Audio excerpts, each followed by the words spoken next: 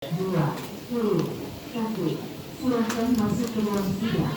Utama. Ini begini dia, 100% yang dikatakan sama Aska, ini saya bisa jamin 101% tidak benar. Itu sudah sangat-sangat jelas. Jadi dia menuduh saya, memfitnah saya nggak berarah, nggak jelas. Begitu lah. Dan saya yang lebih paham karakter seperti apa. Kalau memang ada sesuatu hal seperti itu, dibuktikan saja lah.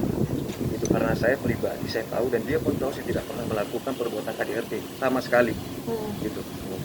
Nah, jadi sebenarnya karakter dia seperti itu saya bisa-bisa saja membuka itu buat apa? Apa bedanya saya sama dia? Dia kan perempuan. Apa bedanya saya sama dia? Udahlah. Jadi sekarang saya pikir apapun yang mau dikatakan sama Aska, silakan. Saya nggak pernah bermasalah, nggak ada yang karena setelah selesai dari itu nanti pasti akan ada lain lagi. Pertama KDRT, ya, terus akte anak, nanti apa lagi? Nah, karena sekarang dia mencari kesalahan saya, jadi nggak akan ada habisnya. Saya aja hari ya. Secara sebagai suami ya tidak mau dong melepaskan istrinya untuk dugem kan bisa kapan aja gitu loh. Tapi saat itu pulang dugem memar-memar lah atau item-item saya nggak tahu mabok atau kenapa kita tidak tahu. Tapi ya itu alasannya, terus di foto-foto sama dia, foto-foto ketika saat itu juga foto-foto dugem di IG-nya dia, kalau kami bisa cek lagi ya, kami belum cek lagi kembali saat-saat dia sedang dugem di Bali. Waktu itu setelah menikah dari Bali, dia keluar minta izin untuk, bukan minta izin ya, dia keluar emang bilang dia ingin ada acara apa ya, dugem apa gitu. Itu yang dikatakan beliau sendiri. Berarti asumsi KDRT itu muncul dari situ ya Bang? saya nggak tahu muncul dari kita dari terserah dia lah. Saya- Kita kan punya undang-undang nih, misalnya di Indonesia kan, ya, semua segala sesuatu harus dibuktikan saja lah. Itu maksudnya nggak perlu mengadakan, dan saya pun nggak mau terlalu menilai di bagaimana yang sudah, saya anggap sudah lah. Dia pun mau bagaimanapun ibu kepada anak saya. Gitu. Ya, kalau untuk kasus Polda begini, Yuli Aska sendiri kami mempunyai saksi dan mempunyai bukti bahwa dia yang menyuruh gitu pada bulan Mei. Dan dia baru memintanya katanya Desember. Secara logika tidak masuk akal. Kenapa dia baru minta Desember? Kan dia bisa urus sendiri. Kenapa dia suruh Pak Alif? Dia menyuruh Pak Alif bulan Mei itu. Logikanya kami, orang baru lahiran, ibu baru lahiran itu langsung membuat akta anak. Harusnya beliau saja lah. Kenapa beliau menyuruh Pak Alif? Mengapa gitu? Kami sampai sekarang kok kami merasa dijebak.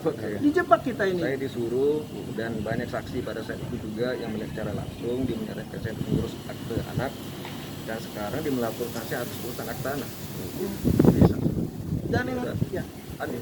Dan yang kedua, lucunya itu katanya dia itu telah Alif memalsukan. Tapi kan di media-media dia telah menerima akta itu di Jakarta Selatan. Jadi apa nih perkataan Aska, mana yang benar gitu loh? Kontradiktif. Katanya dia tidak membuat, tapi dia menerima akta itu di Jakarta Selatan. Itu yang dia menerima loh. Itu loh, banyak tuduhan kami yang merugikan klien kami sampai tidak bisa bekerja. Di sisi lain dia bilang Alif mengejar-ngejar, di sisi lain dia bilang tidak bertanggung jawab, di sisi lain dia bilang tidak menafkahi, tapi di sisi lain dia mengganggu pekerjaan Pak Alif.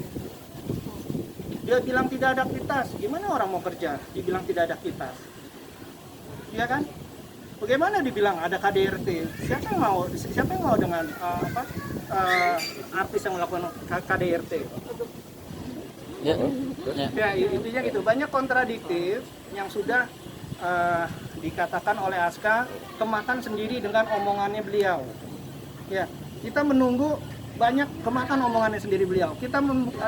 Jadi kita memakai bukti-bukti Aska sendiri nanti. Apa yang dikatakan dia kita akan jadikan bukti.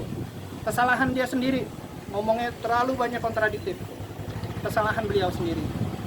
Menindaklanjutinya akan seperti apa Bang, ada dari pihaknya Alif sendiri? Akan lapor balik kah? Akan lapor balik kah atau seperti apa? Mungkin nanti kami pikirkan, karena ini menyangkut masalah pekerjaan, nama baik Pak Alif. Kedua ini kita masih melihat anaknya dulu kita selamatkan. Ya, anak itu tujuan dari semua ini kan hanya anak aja. Dari KPI kan kita tidak berusaha menangkap atau ingin memenjarakan Aska ataupun tidak ada. Kami ke KPAI itu untuk mendamaikan antara ibu dan anak, ibu dan ayah agar anaknya sejahtera. Ya, mau anak itu nikah siri atau dikasih botangan, Undang-Undang Perlindungan Anak itu menyatakan ayah dan ibu itu adalah ayah ibu biologis dan kandung. Itu pasal 1 ayat 4 di Undang-Undang Anak. Itu sudah jelas. Mau mereka menikah atau tidak, itu tetap anaknya orang tua kandung. Itu sudah jelas. Berarti bisa dibilang keputusan hak asuh anak tuh memang dari awal tidak ada. Jangan lupa subscribe ya.